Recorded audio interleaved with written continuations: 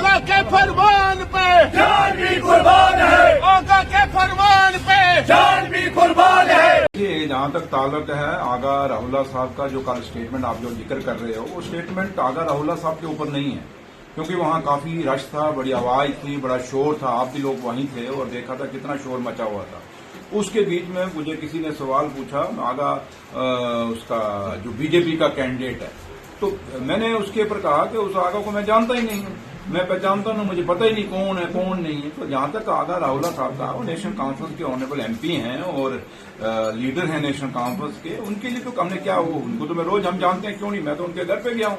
तो जहां तक ताल्लुक है जो बीजेपी का है, कोई आगा को खड़ा किया हुआ है, मुझे नहीं पता वो कौन है कौन नहीं है, इसलिए उसके ऊपर मैंने ये बयान दिया। बाकी है कि अब मीडिया का काम है तोड़ मरोड़ के अपनी टीआरपी बढ़ानी, वो बढ़ाते रहे, मुझे उससे लेना देना नहीं। लेकिन जहां तक ताल्लुक है कौन क्या प्रोटेस्ट कर रहा है, मुझे उससे भी लेना देना नहीं। लेकिन जहां तक मेरा अपना ताल्लुक है, वो सच्चाई यही है कि जो बीजेपी का आगा जो कैंडिडेट खड़ा है, उसके ऊपर मैंने कहा था और कि भाई मैं उसको जानता नहीं और पहचानता नहीं। और सच्चाई भी यही है कि मैंने उसको आज तक न जाना है, न पहचाना है, न देखा है, न सुना है कौन नहीं है। इसलिए मैंने उसी सिलसिले में कहा था। जहां तक नेशनल कॉन्फ्रेंस का ताल्लुक है बड़गाम सीट का, आगा महमूद साहब और आगा राहुल्ला साहब दोनों मिलके ये नेशनल कॉन्फ्रेंस को ये सीट जिताएंगे और ये हमेशा नेशनल कॉन्फ्रेंस की सीट रही है। और ये क्योंकि आगा राहुल्ला साहब ऑनरेबल एमपी हैं और वहां के लीडर हैं और वहां उनका अपना असुद उसूख है और पूरा जोर लगा के और नेशनल कॉन्फ्रेंस के कैंडिडेट को जिताएंगे, ये हमें पता है। और उन्हीं की